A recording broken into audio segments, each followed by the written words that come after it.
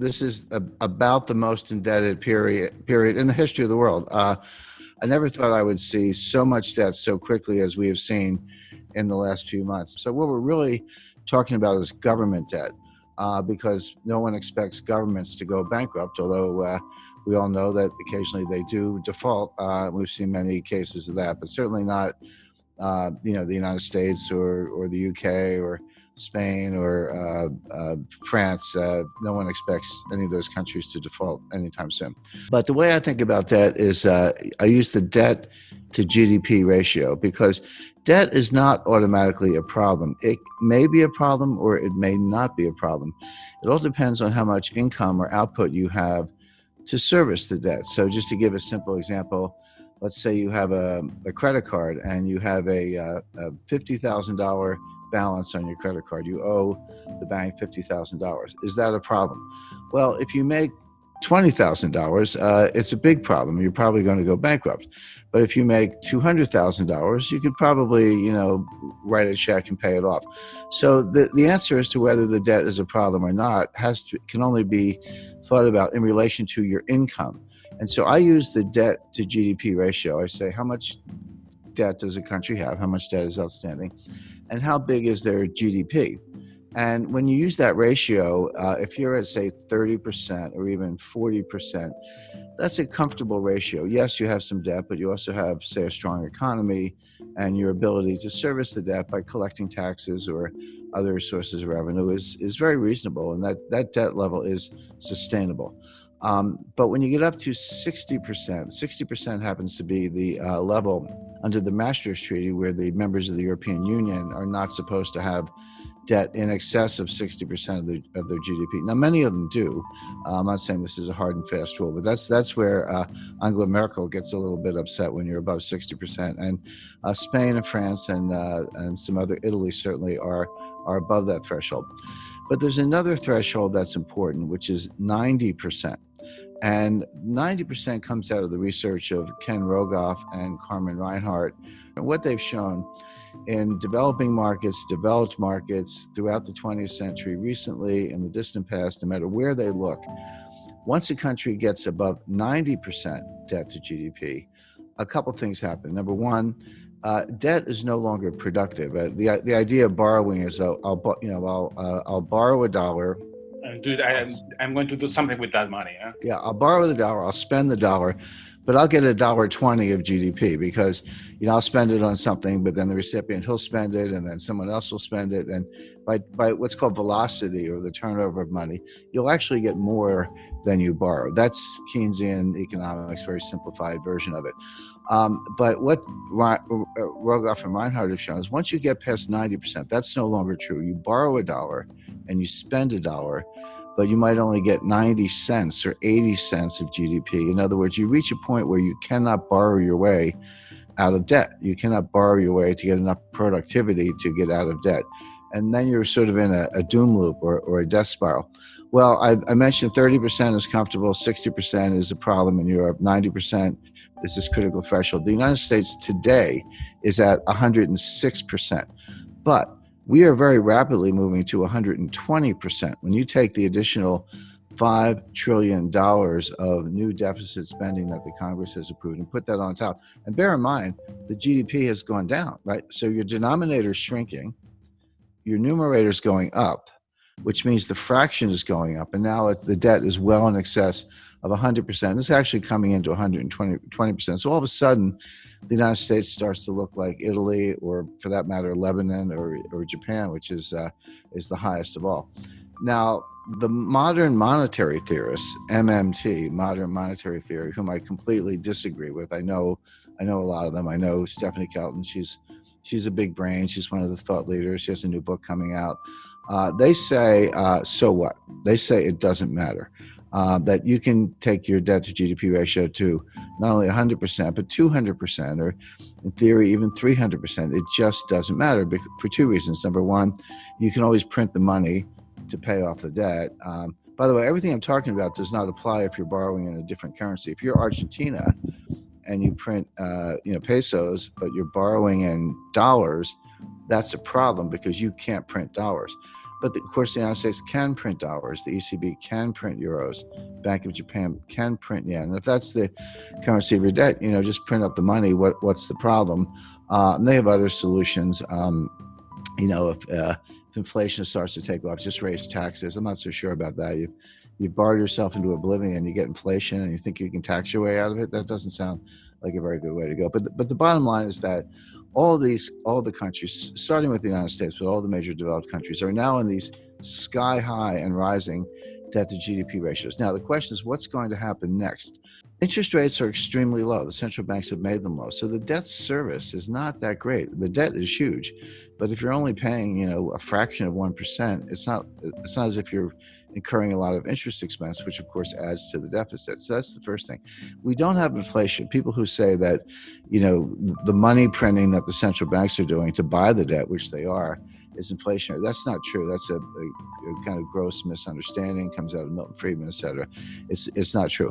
What does cause inflation is velocity, which is the turnover of money. People lose confidence in money, and they spend it, and someone else gets it and they spend it. Everyone's spending it because they want to run into hard assets, land, gold, silver, fine art, real estate, et cetera, or just buy a car because they think the price is going up, or a refrigerator, whatever it is. If you get that kind of velocity, inflation can happen very quickly. And we saw this in the late 1970s. So the real warning is not that any of these countries are going to default on their debt. They're not going to default on their debt because they can print the money. The danger is inflation. Now, if you said, do I see inflation right now? Absolutely not. We're going to see deflation, which is a different kind of danger. Deflation causes debt defaults because Japan has been trapped into that for 30 years. Yeah, and Japan's been in a depression, in my view, since 1990.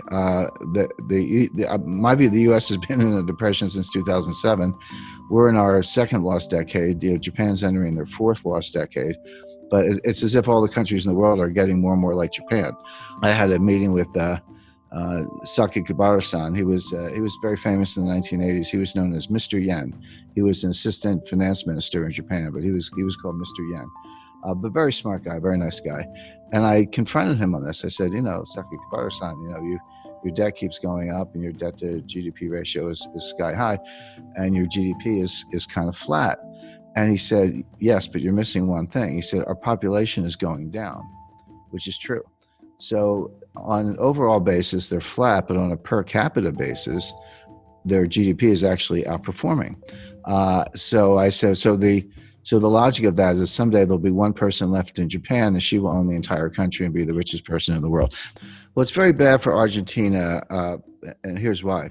If you, or Chile for that matter, if you borrow in dollars and then we have deflation, what does that mean?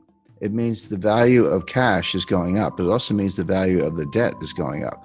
So even if you have very low interest rates, which we do, when you borrow in dollars and the dollar is worth more, that's what deflation is. Your dollar is worth more.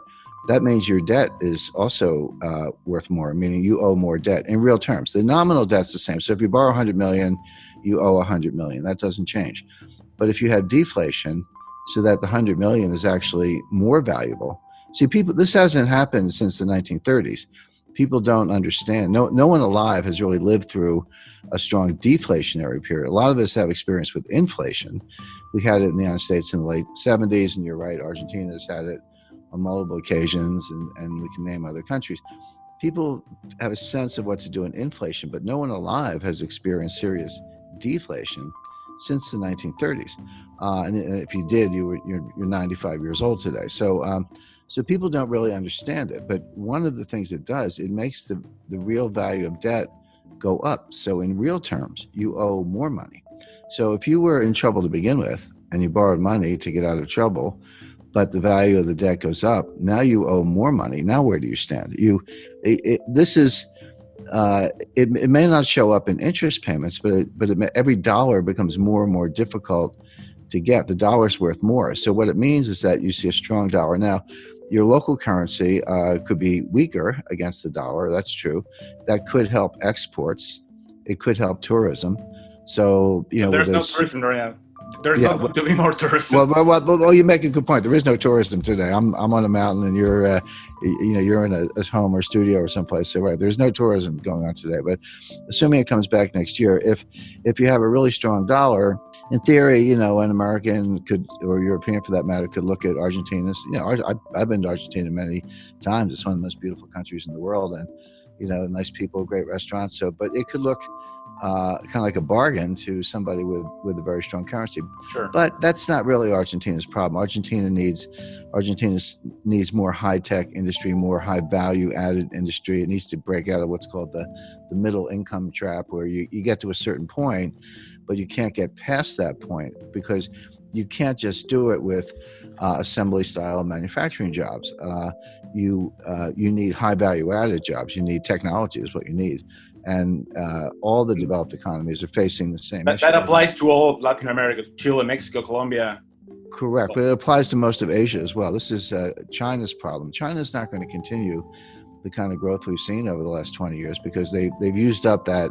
When I studied development economics in the 1970s in graduate school, and we used to think that the hard part of development economics was getting from low income to middle income.